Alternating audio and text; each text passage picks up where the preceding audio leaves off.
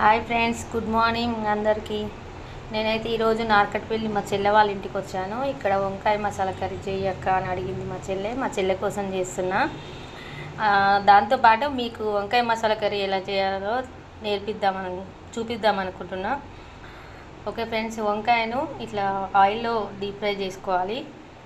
తర్వాత పచ్చిమిర్చి, పల్లీలు, టమాటా, ఉల్లిగడ్డ, జీలకర్ర ఇంకా అవన్నీ మిక్సీ పట్టేసాను నేను.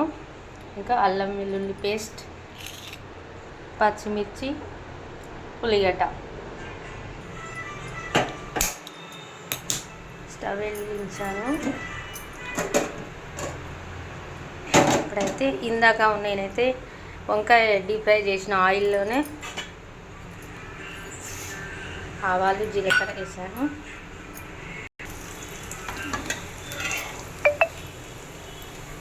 నెక్స్ట్ వచ్చేసి పచ్చిమిర్చి. ఇది పెద్ద ప్రాసెస్ ఏం కాదు ఫ్రెండ్స్, సింపుల్గా కూడా చేసుకోవచ్చు.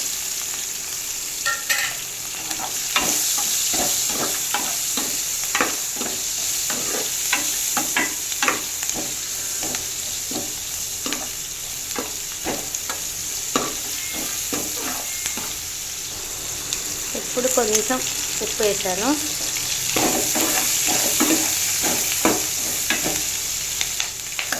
ఉప్పు, కారం అన్నీ ఇప్పుడు నేను పట్టిన దీంట్లోనే ఉంటుంది. అన్నీ డైరెక్ట్గా వేసేసి మిక్సీ పట్టుకోవాలి.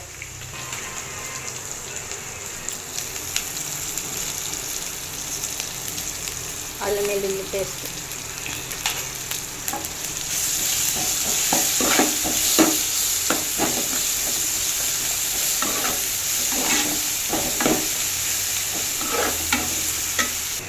ఇప్పుడు పసుపు తగినంత,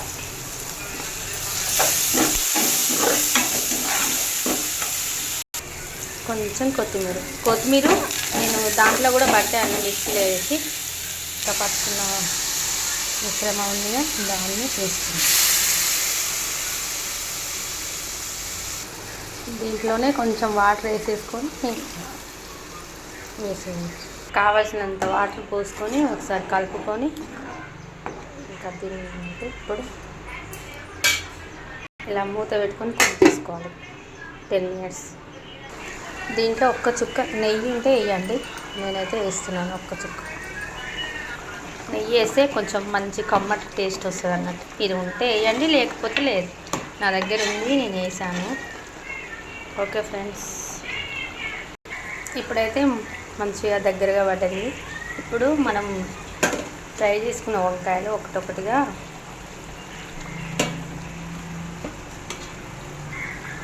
పెట్టాను. నేనైతే టేస్ట్ బాగుంటుందని 2 టమాటాలు కూడా చేశాను డీప్ ఫ్రై.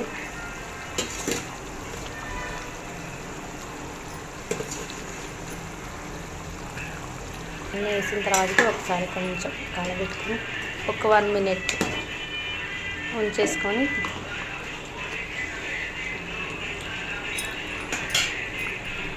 ఇలా అయితే మూత పెట్టాలి. ఇప్పుడు చూద్దాం.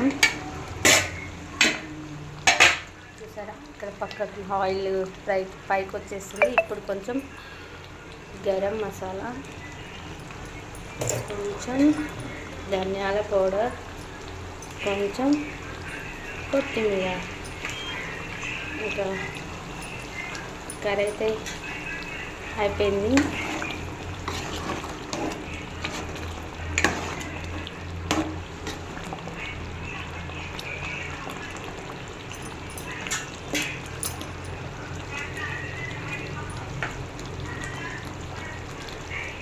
కర్రీ అయితే అయిపోయింది ఫ్రెండ్స్.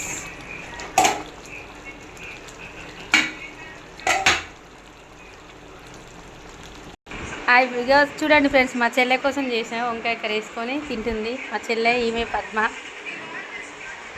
అని చెప్తుంది.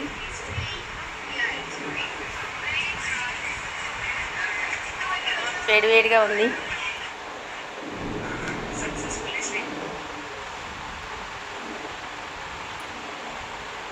ఎట్లుందా? ఓకే ఫ్రెండ్స్, సూపర్ బాగుందంట. మీరు కూడా వండుకొని దీన్ని చూసి చెప్పండి. బాయ్.